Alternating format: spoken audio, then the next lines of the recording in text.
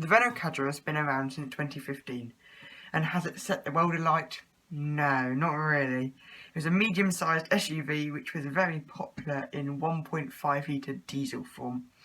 And if we talk about this car for much longer, I'll probably fall asleep. So instead of making a total fool of myself, let's move on to the car which is due to replace it, the Renault Austral.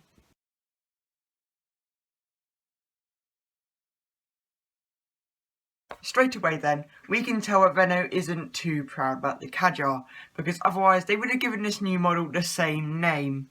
Even the Nissan Juke has made it into its second iteration. Not sure how it did that with a face like this. Oh, get it off the screen. It's like one of those annoying flies which won't go away. I maybe got a little sidetracked there, but let's start with the name. And granted to Renault, it sounds pretty good in French actually. Austral, does it sound good? I think it does. But when you translate it into English, things aren't quite so good, because it translates to southern. It's a bit like having the last name Ferraro, which is Italian, and then when you translate it into English, you get Smith, which incidentally is my last name. The name of the car might sound exotic, but I'm afraid the styling is less so. There's nothing wrong with it, it's just a bit generic Renault, but I must point out it's a lot better than the Kadjar, which just looked a bit of a blob.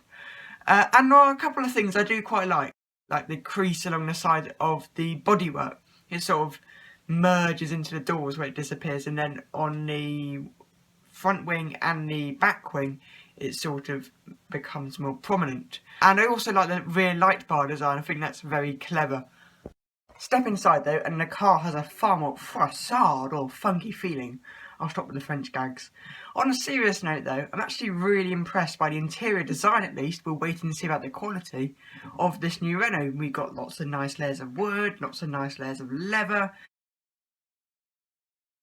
But you do need to remember this is a top spec Alpine trim, which I believe has cues from the A110 sports car, such as these new racing seats they've got. And I think this isn't going to be a particularly popular option, as it will probably be quite pricey. And it probably won't drive as well as an Alpine sports car either. But we'll wait and see. I do have my hopes up.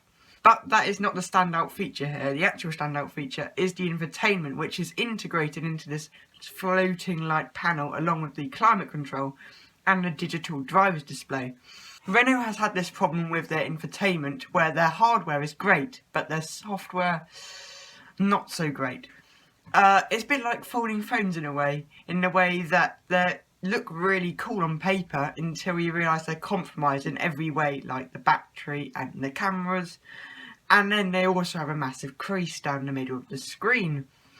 And sticking on a smartphone note, the infotainment has lots of tech on board, such as Apple CarPlay and Android Auto. However, that is the standard thing these days. They've gone one step further by partnering with Google to bring lots of Google services, such as Google Maps and Google Assistant as well, which will be far more intelligent than normal Hey BMW or Hey Mercedes.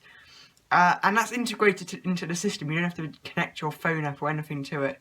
So it's going to be far more easier and far more quick and simple to understand. And that's not it, actually, because there's far more, such as widgets which have been added to the system, which in a way I think are going to be quite similar to the new BMW iDrive 8 system. Probably not quite so good. BMW has absolutely nailed the pin on the head with this system, and it's also really intuitive. I'm not sure whether Renault is going to make it quite so intuitive, but we'll wait and see. As I said, my hopes are high with this new car.